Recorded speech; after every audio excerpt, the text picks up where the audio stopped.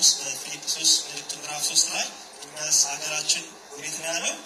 በሰማይ ነው አይደል? ስለዚህ ያንን የሚያበስር ምስጋና ዝማሬ ነው መዘምራኑ ይዘምሩልን። አሁን ደግሞ የምናልፈው ቀጥታ የተዘጋጀ ስላይድ ፎቶ አለ። ከልጅነቷ ጀምሮ እስካሁን ድረስ ከነበረችበት በሞት ከተለየች ድረስ የነበረው ቆይታዋን ያዘጋጁልን ዶክተሮች አሉ። ይህ ያንን ተከታትለው ቀጥታ ወደዛ እናልፋለን።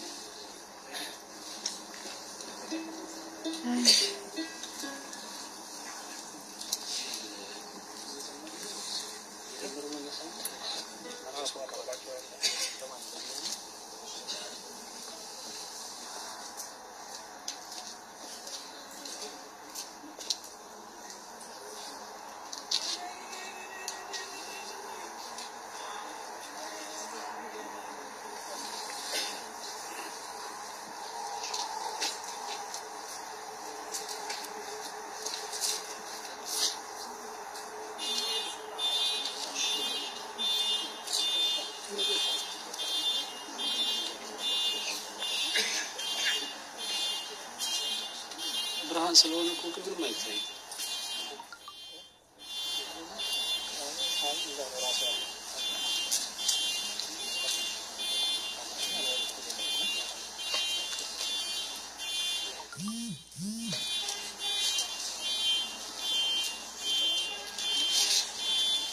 እንግዲህ ያው እየተከታተላችሁ ነው። አሁን የሚቀረው የእህታችን ወደ ስርዓተ ቀብር የሚሄድበት ሰዓት ነው። ከዚህ ከፎቶ በኋላ እንግዲህ ይሄ ደግሞ ከልጅነት እስከ እውቀት ፎቶዎች ናቸው። ስላስቸገራቸው ነው እሱ ያስተካክሉ ድረስ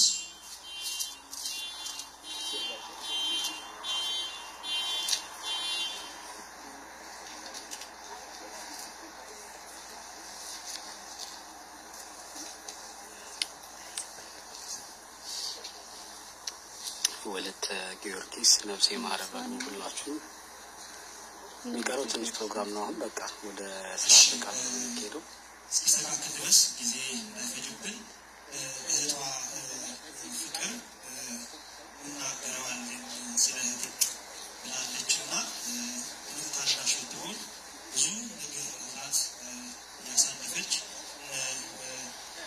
ሰብም ደግሞ ብዙም ስለማትናገር ዝም ስለምትል ትጎዳብኛለች ያሉ የሚጨነቁባት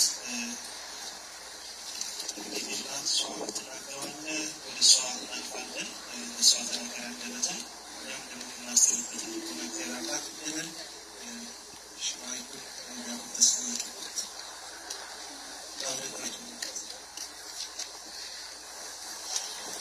እሷ ደግሞ እህቷን አታናሽ እህቷን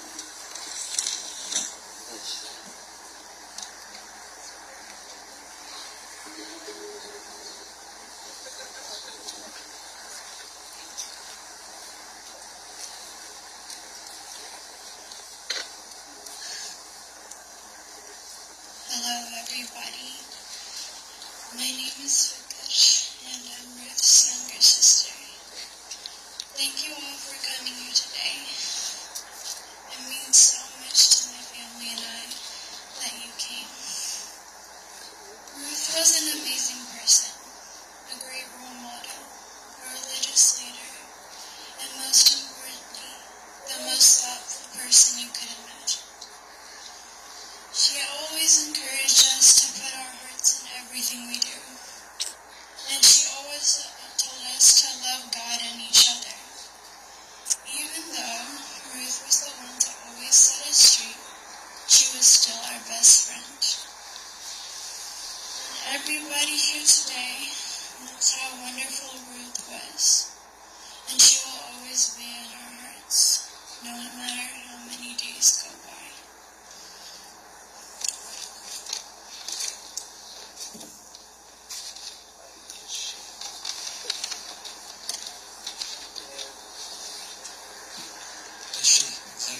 Gracias.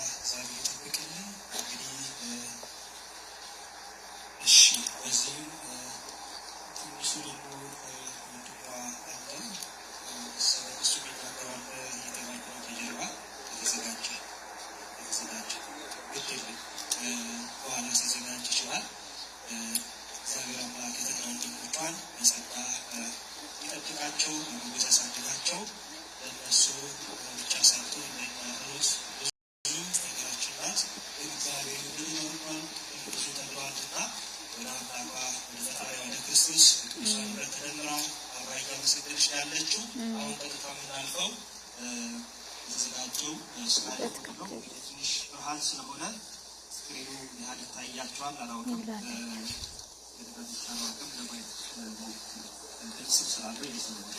እንግዲህ ብርሃን ነው፣ ብዙ ላይ ታያችሁ ይችላል። ግን ላቪንግ ሜሞሪ ኦፍ ሩት ደረጀ ነው የሚለው ያው የሩት ማስታወሻዎች ማለት ነው። ከልጅነት እስከ እውቀት እስካለፈችበት ሰዓት ያለው ፎቶዎች ያሉ እስከተወለደችበት ጊዜ አሁን እስካለፈችበት እንግዲህ ያው ብርሃን ነው። እስኪ ለማስጠጋት ሞክራለሁ ከታያችሁ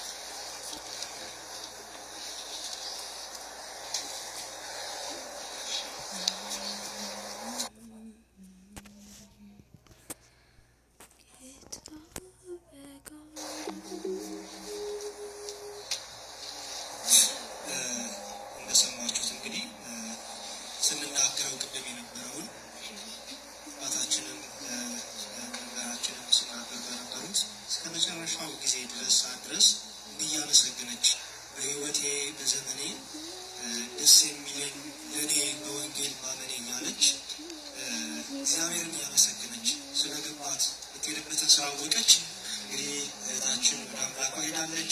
እኔ የሞተችበት ያረፈችበት ዕለት መች ነበር? የካቲት 8 አይደለ? በዚያ ቀን ስንክሳር ላይ የምትታሰብ ቅድስት አለች። ማን ትባላለች? ሉቃስ ወንጌል ምዕራፍ 2 ላይ ከአሴር ወገን የምትሆን የፋኑኤል ልጅ ነብይት ማናት? ሐና አይደለ?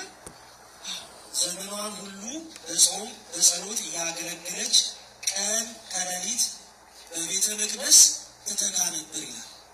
ዘመኗን ሁሉ ይገርም አጋጣሚ እግዚአብሔር ወደደ፣ እግዚአብሔር አወቀ። እንግዲህ አምላከ ቅድስት ሐናን የጠራት በዕለተ ቀን ከሌሊት እቺ ቅድስት ሐና 84 ዘመን በዚህ ምድር ላይ ኖራለች። ከቤተ መቅደስ ሳትለይ በጾም በጸሎት እግዚአብሔርን እያገለገለች ኖረች። የሉቃስ ወንጌል ምዕራፍ 2 ላይ ይናገራል።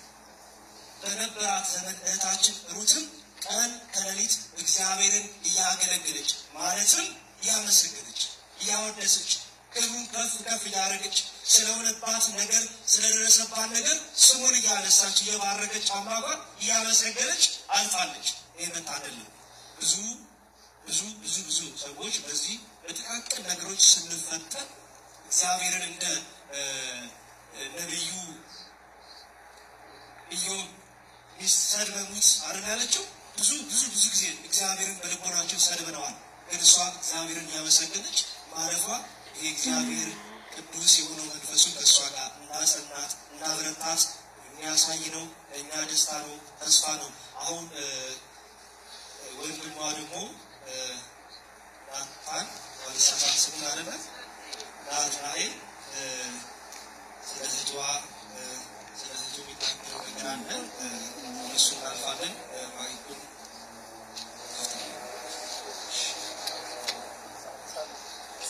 እዚህ ጋር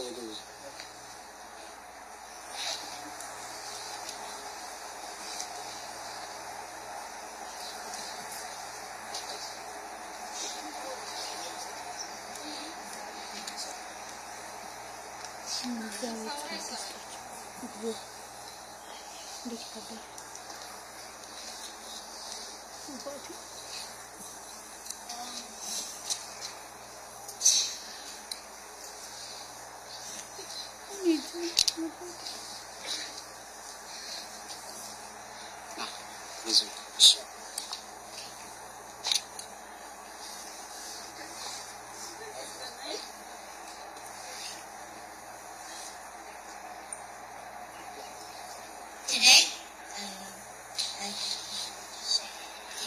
I've learned a lot of stuff, and that she out on me.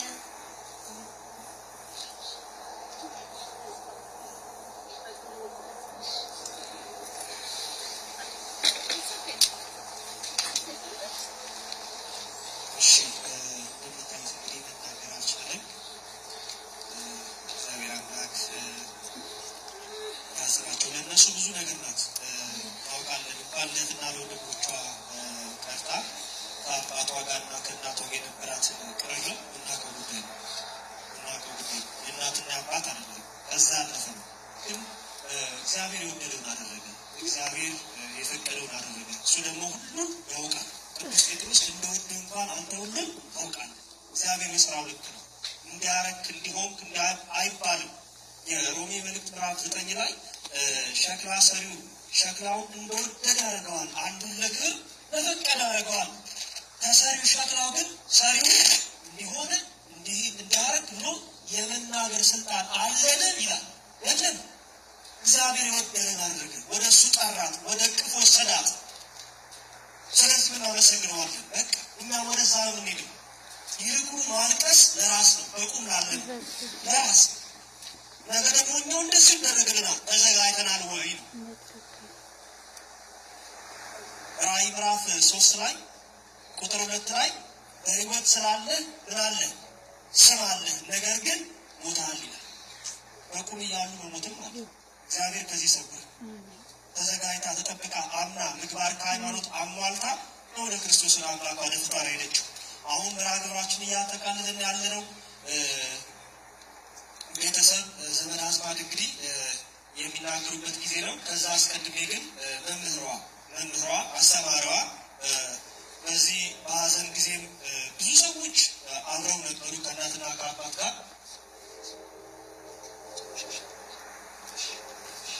እሺ እናትና አባት ይቅደሙ እያለኝ ስለሆነ ዶክተር ቢኒያም እንግዲህ ሰዓት ካለ ግጥምም እየተባልኩ ነው የነገርሽ ልጅ ተዘጋጂ ካለ እንደሚሆን እናደርጋለን።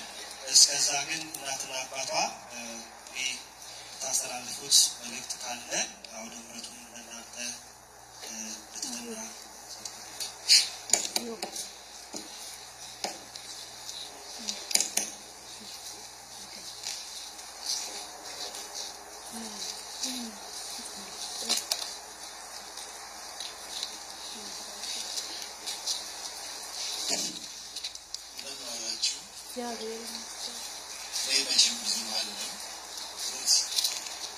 እኔ በወላትም የብዙዎች ልጅ ናት። ብዙ ወንድም አፍርታለች። በስጋ ፋሚሊ በመንፈስ ወንድሞች በመንፈስ እህቶች ሩት እኔ ከምለው በላይ እኔ የወለድኳት አባቷ ከምለው በላይ ሌላው የሚለው ይበልጥ ሰው አክባሪ ናት፣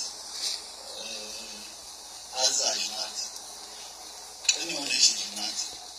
በእውነት ለእኔ ልጄ ብቻ ብዬ የምላት አይደለችም፣ እህቴም ጭምር ናት። በልጅነቴ ያገኘኋት የመጀመሪያ ልጄ ሳቢው የፈቀደ ዛሬ ቆሜ መሆን የሚገባው እኔ አልፌ ሰው አባዬ ብላ ቀቤ ለእኔ ደስ የሚለኝ አልሆነ ሳቤት ስማን ስለሚሆንባት በቤቱ ስላሳድጋት እሷን ጥሩ አና ካልሆነ አለመስዋት እና ደግሞ እኔ ያለው እሷን ቤት ነበረባት ለእኔ ልጄ ናት ብዬ ለማለትም አፍራለሁ። ያ ልጄ ናት ከጎኔ ስትሄድ ማንም ቢሆን ልጄ ናት ብሎ የሚለኝ የለም። ጓደኛ ልጄ ብዬ የሚለኝ የለም። ልጄን እግዚአብሔር እኔ ብቻ አላሳድጓት፣ ሁላችሁ አሳድጋችሁልኛል፣ በጥሩ ምግባር አስጸነሳችሁልኛል። እግዚአብሔር በዚህ እስከልመቷ ድረስ ለህመሟም በጎኔ የሆናችሁ ታማም እየጠየቃችሁ ያስታማችሁልኛል። አሁንም ደግሞ በሀዘኗ ጊዜ ከጎኔ ቆማችሁ የሀዘኔ ተካፋይ ስለሆናችሁ አመሰግናለሁ። እግዚአብሔር ይስጥልኝ። አመሰግናለሁ።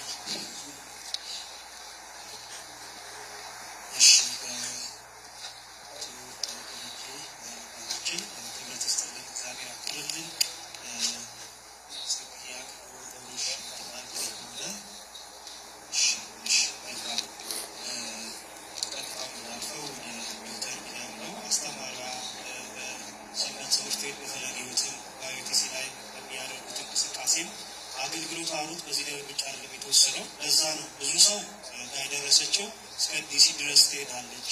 እዛ መለሰብሽ ሀገትም ባህሊትም አይቀራትም ከአባቶች ጋር የምናውቀው ነገር ነው። የሌላ አንዳንድ ሰው ሲያልፍ የመልካሙን ነገር ለማራት አለ የሆነውን ነገር ነው ብዙዎች የሚያውቁት ጉዳይ ነው። እና ብዙ በሰው አድሜ እንግዲህ የት እንደሚሆን እናውቀው የቤታችን ሚስጥር ነው። ግን ከጓደኞቿ ጋር ከወንድሞቿ ጋር ሆና መሀሌት ቅዳሴ በብዙ ቦታ ለዋቂ ሲንግሊዘኛው በአማርኛውም ደግሞ አቀላጥፋ ይሄ ቤተሰብ ሰው ትልቅ አማርኛው ስታ በዛ ውስጥ ባህሉ እምነቱ ፈሪሃት ሁሉ ነበራት። እናትና አባት ትልቅ ስራ ሰርተዋል። እግዚአብሔር ያክብርልን። ወደ ዶክተር ቢኒያም እናልፋለን። እሱ ደግሞ የህይወት ታሪኳንም የሚያስተላልፈው መልዕክት አለ። በዛ ወጥቶ ማቀጣለሁ።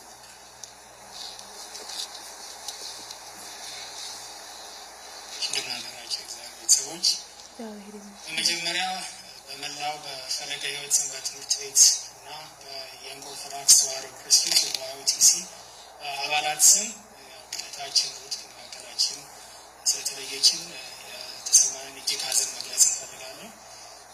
እግዚአብሔርም ያጽናን፣ ሁላችንንም ያበርታን። ዛሬ ፊት ለፊታችሁ የቆምኩት በመጀመሪያ እህታችን ሩት እንደሰማችሁት እንዳያችሁት በዚህ በደብራችን ፈለገ ሕይወት ሰንበት ትምህርት ቤት በዝማሬ አብራን ተገለግል ነበር። እሱንም ለመናገር በመስከር ሁለተኛ ደግሞ ይህ ቅድስት ቤተክርስቲያን በእኛ ትውልድ ብቻ ሳይሆን ለሚመጣውም ትውልድ በእንግሊዝኛ ሰው ልጆች በሚገባቸው ቋንቋ መስፋፋት አለበት ብላ ስለምታምን የእንግሊዝኛ የሐዋርያዊ አገልግሎት የየንግ ኦርቶዶክስ ተዋሕዶ ክርስቲያንስ ትሰጥ ነበርና ስለሱ ትንሽ በእንግሊዝኛ እናገራለን። ብዙዎቻችን እንደምናውቀው እህታችን ሩት ወለተ ጊዮርጊስ በፈለገ ሕይወት ሰንበት ትምህርት ቤት በዝማሬ አገልግላለች እና ሁላችንም በዝማሬ በወረብ እና በተለያዩ የሰንበት ትምህርት ቤት መርሃ ግብሮች እና አገልግሎቶች ስትካፈል ደብራችንን በትጋት በፍቅር በትህትና ስታገለግል ሁላችንም አይተናል፣ መመስከር እንችላለን። ሰንበት ትምህርት ቤት ያሉ ወንድሞቿና እህቶቿ ደግሞ በቅርቡ አብረናት ስናገለግል ስለ ሩት የምንመሰክራቸው ብዙ እውነቶች አሉ። ሌሎችም የማያውቋቸው ብዙ ነገሮች አሉ። ግን ዛሬ ሁለቱን ነግራቸዋለሁ። እንዳልኩት አንደኛ ሩት ትሁት አገልጋይ ነበረች። ብዙዎች ላታውቁት የምትችሉት ግን ሩት በአገልግሎት ዙሪያ መስተካከል መሻሻል ያሉ ነገሮች ካሉ በእድሜ ከሁላችን ታናሽ ሆና ግን የብዙዎቻችን መካሪ ነበረች። ሰንበት ትምህርት ቤት አመራር ውስጥ ያለ ነው በተደጋጋሚ መሻሻል መስተካከል ያለበትን ሀሳብ እየሰጠች የምንሰጠው አገልግሎት እግዚአብሔርን የሚያስደስት የጠራ የአቤል አይነት መስዋዕት እንዲሆን ታላቅ አስተዋጽኦ አድርጋለች። ሁለተኛ ደግሞ ሩት አገልግሎትን የምታየው አስተያየት ለብዙዎቻችን ምሳሌ ሆኗል። ከምንሰጠው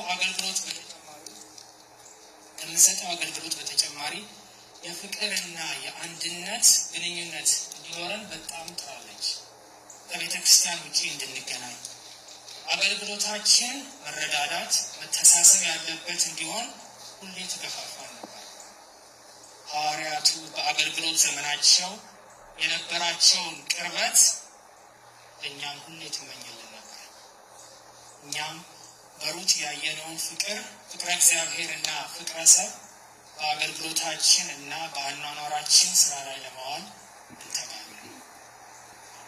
አሁን የህይወቷን ታሪክ በእንግሊዝኛ አነብና ትንሽ አጭር ነገር ተናግሬ እንጨርሳለን።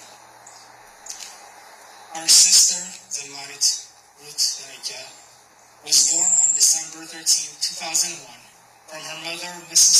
Mariam Bereje, and her father, Mr. Dereje Zawdu, at Kaftanya Hospital in Ethiopia, and was baptized on her 80th day at Ba'ata Mariam Ethiopian Orthodox Tewahedo Church. She attended Gannat Hazada Metsnaናት kindergarten, followed by New Generation Elementary School in Ethiopia up to the 3rd grade, before her family got the opportunity to move to the U.S. on September 29, 2010, and settled in Durham, North Carolina.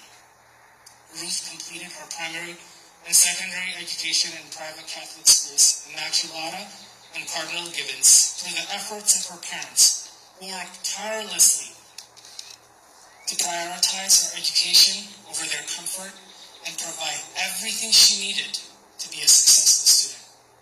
Ruth was respectful, optimistic, and had high ethical and moral standards. She was more than a sister to her 2 sisters and her brother, whom she cared for like a mother and always remained by their side. Due to her desire to help those who are sick or in need, Ruth decided to pursue a career in medicine. After her outstanding scores and strong performance in school, she was accepted and enrolled at UNC Charlotte with plans to start her college journey in the fall of 2020. Unfortunately, Ruth was diagnosed with cancer shortly before she started college, performing sacramental rites, and members of the community here and all over the U.S. and Ethiopia who knew her were faithfully praying for her. Our dearest Ruth was humble and mature well beyond her age. She was exemplary to us all by her sincere heart, compassion for others, and her deep respect and love to her father, mother, and siblings. As a fervent follower of the teachings of our Holy Ethiopian Orthodox Tewahedo Church, Ruth served as a member of the church choir. She also taught the younger children of our church and guided them as they prepared for repentance and confession. She also truly lived by her faith and was an example to both the young and the elderly. Our sister Ruth was an icon and a true depiction of what our lives as Christians should be like. Even though she was young and had a lot of distractions from this world, Ruth chose the path of Christ and living a sacramental life with Holy Communion. Ruth battled cancer for 7 months, receiving intensive medical treatment and the prayers of all those who knew her and loved her. While fighting through the pain and sickness, without a second of resentment, she persevered in her faith with so much courage and conviction. While praising God until the end, on February 15, 2021, Ruth departed from this world while receiving care. By the will of God, Ruth is separated from us physically. However, as Christ himself told us, he who believes in me, though he may die, he shall live. Ruth has fulfilled her purpose. And so, we should not mourn like the hopeless. Moving forward, let us honor her legacy by following her footsteps and implementing her lessons in our lives, and remembering her in our prayers is what is expected from us. Dereje, we love you. We will fulfill the spiritual lessons you have taught us. Dereje, let it be God's will that your soul rests in eternal paradise. As you have heard, Ruth lived a short amount of time on this earth, but she touched so many people.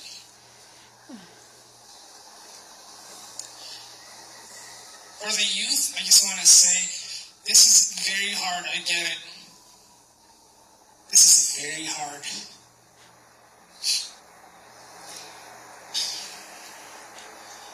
I'll tell you 2 things that is giving me peace in this moment.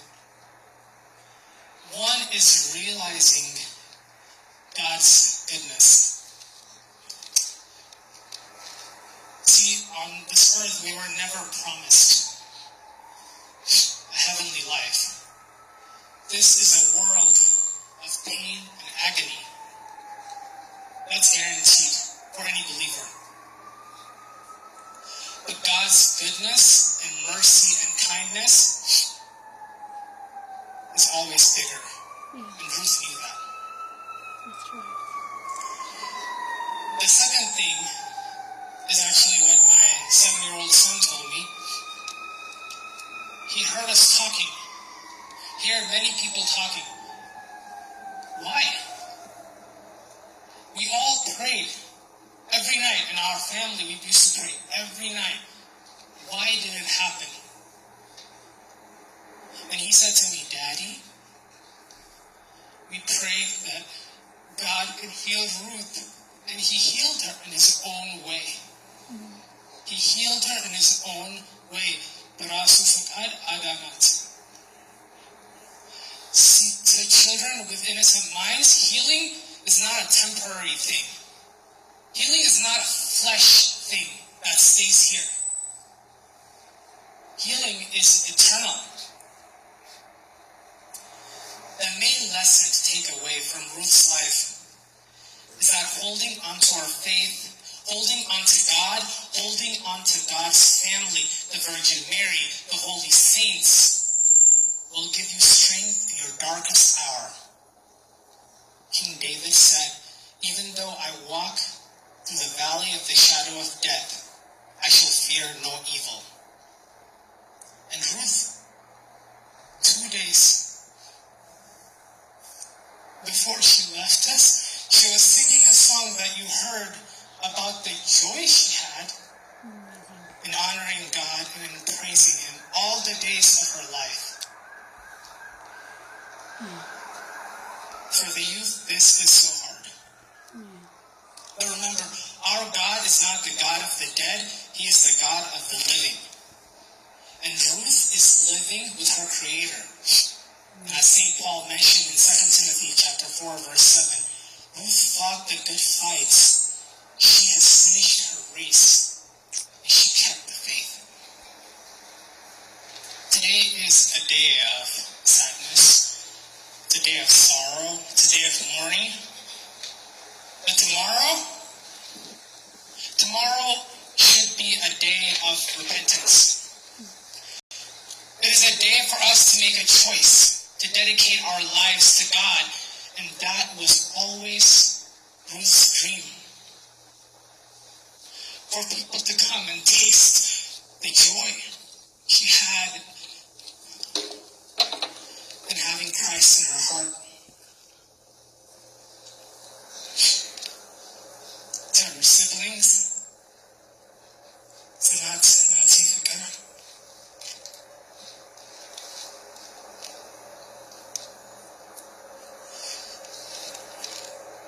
remember what we talked about. The invisible string from your heart to her heart. And that love will